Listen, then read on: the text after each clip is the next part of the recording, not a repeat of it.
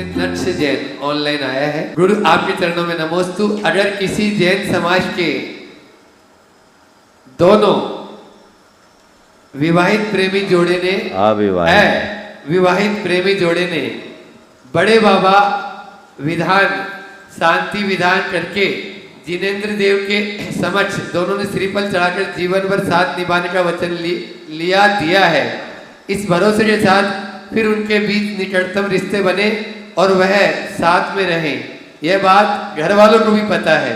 बाद में तीसरे व्यक्ति के बहकावे में आकर घर वाले विवाह को तैयार नहीं हो रहे तो उनके प्रेशर में आकर दोनों में से किसी एक के मन में दूसरे के प्रति छल धोखा या दूर होने का भाव आ गया है तो महाराज जी प्रश्न यह है, इसमें उन दोनों को क्या चारित्र दोष का पाप लगेगा और उसका आगम अनुसार उसका कौन सा बंद होगा?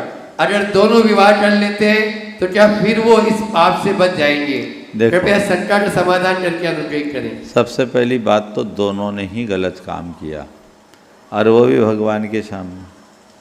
शास्त्र में माता पिता की सम्मति के बिना होने वाले वैवाहिक संबंधों को अप्रशस्त माना है।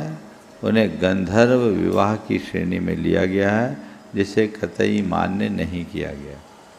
इसलिए अगर कोई विवाह किया, तुम लोगों ने निर्णय ले लिया भगवान की साक्षी में कि हम दोनों विवाह करेंगे आपसी सम्मति से, तो चाहिए था कि पहले परिवार से सम्मति ले और परिवार की उपस्थिति में यह संकल्प लेना था।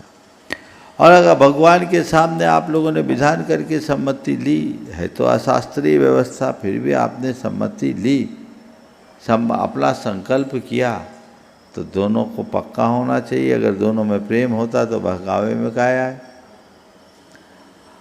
अब बहकावे में आ गए हैं, इसका मतलब प्रेम कमज़ोर था। तो शादी के पहले ही ये हाल है तो शादी के बाद भी तो गड़बड़ हो सकता है। तो इस चक्कर में पड़े क्यों?